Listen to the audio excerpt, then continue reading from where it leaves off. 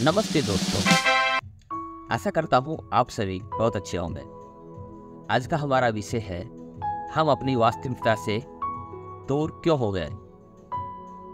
जी हाँ दोस्तों, आपको सुनकर अलग लग रहा होगा, डिफरेंट लग रहा होगा, अजीब लग रहा होगा। हम तो अपनी वास्तविकता में ही रहते हैं, हम अपनी वास्तविकता से तो दूर नहीं हुए हैं। लेकिन दोस्तों, यह पूर्णतः ही गलत है।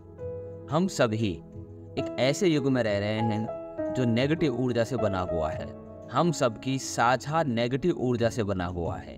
हम सब ने उसको नेगेटिव ऊर्जा देकर के ऐसा युग बनाया है।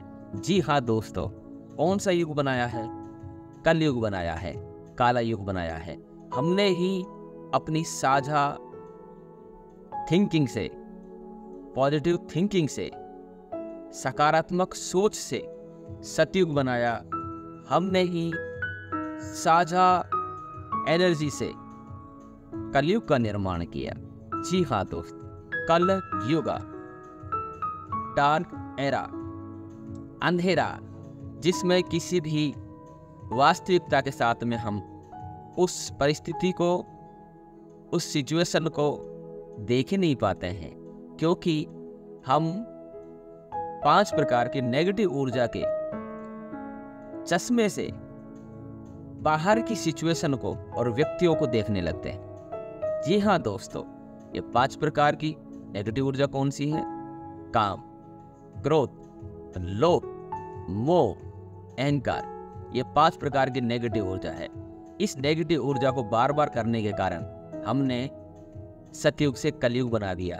अब हम दोस्तों अपने ही अंदर, अपने ही पॉजिटिव ऊर्जा से कलयुग से सतयुग बनाएंगे। जैसे कि हमने बात की, हम अपनी वास्तविकता से दूर हो गए, तो क्या करें कि हम अपनी वास्तविकता में आ जाएं। दोस्तों, अपनी वास्तविकता में आने के लिए हमें ज़्यादा कुछ करने की जरूरत नहीं है। जस्ट रियलाइज करें कि मैं इस शरीर को चलाने वाली एक दिव्य शक्ति हूँ।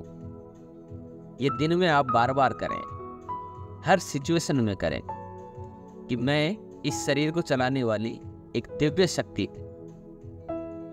उस दिव्य शक्ति को सोल या आत्मा या रूह कहते हैं। वो सोल या आत्मा मस्तिष्क के मध्य में बैठी हुई है। दोस्तों, यह भी जानना आवश्यक है कि सोल या आत्मा, या फिर यूं कहें कि रूह, शब्द से ही समझ में आ रहा है, रूह वह कोई फिजिकल थिंग नहीं है जिसे आप देख सको। सोल को ही तीसरा नेत्र कहा गया है। ये तीसरा नेत्र ही हमारी वास्तविकता है। जब हम तीसरे नेत्र की कॉन्शियस में आएंगे, इस अवेयरनेस में आएंगे कि I am a soul, I am not a body, तब हमें जो नेगेटिव आवरण हमने अपने ऊपर ढक रखा है, जो हम अपनी वास्तविकता को भूले हुए थे, उस वास्तविकता में पुनः आने लगते हैं। और जब हम अपनी वास्तविकता में आने लगते हैं तो अपने अंदर कलयुग का एंड और सतयुग का आरंभ होने लगता है। इसको प्रैक्टिकल में समझते हैं दोस्तों। जैसे हम बॉडी की कॉन्शियस में आते हैं, बॉडी की फीलिंग में आते हैं, वैसे ही मेरा नाम, मेरी जाति, मेरा पद, पोजीशन, धर्म, अनेक प्रकार के नाते, रिश्ते, मजहब, अनेक प्रकार के डिजायर्स हावी होने लगती हैं, क्योंकि हम अपने आप को फिजिकल मान रहे हैं। फिजिकल की डिमांड फिजिकल होगी।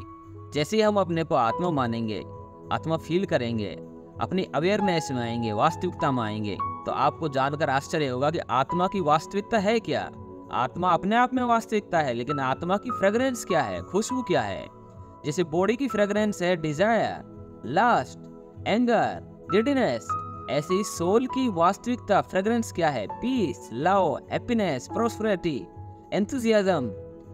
ये उसकी वास्तविकता है, उसके गुण हैं। जब हम आत्मिक गुणों में टिकने लगते हैं, आत्मा की स्थिति में टिकने लगते हैं, तो परमात्मा शक्तियां भी हमको प्राप्त होने लगती हैं। तो दोस्तों, हम नेगेटिव ऊर्जा को एंड करेंगे और पॉजिटिव ऊर्जा को प्रारंभ करेंगे। याद रहे, दिन में जब भी समय मिले फील करें, मैं शांत आत्मा, और ऐसे करते हुए महसूस करें कि मुझ आत्मा से शांति की किरणें निकल रही हैं। जैसे हम ड्रीम करते हैं, सपने करते हैं, परिस्थितियों के बारे में सोचते हैं, चिंतन करते हैं, विचार करते हैं, चिंता करते हैं, वैसे ही हमको आत्मा के बारे में शुद्ध चिंतन करना, पॉजिटिव चिंतन करना है। मुझ आत्मा से शांति की किरणें निकल रही है, मैं शांत आत्मा, मुझे शांति के सागर परमपिता परमात्मा से यहाँ पर शक्तियाँ आ रही है, उन शक्तियों को मेरे अंग अंग में मैं फैला रहा हूँ। इस तरह का अभ्यास हमें नेगेटिव ऊर्जा से बचाएगा और पॉजिटिव ऊर्जा जनरेट करने में हमारी मदद करेगा और हम अपनी वास्तविक स्थिति में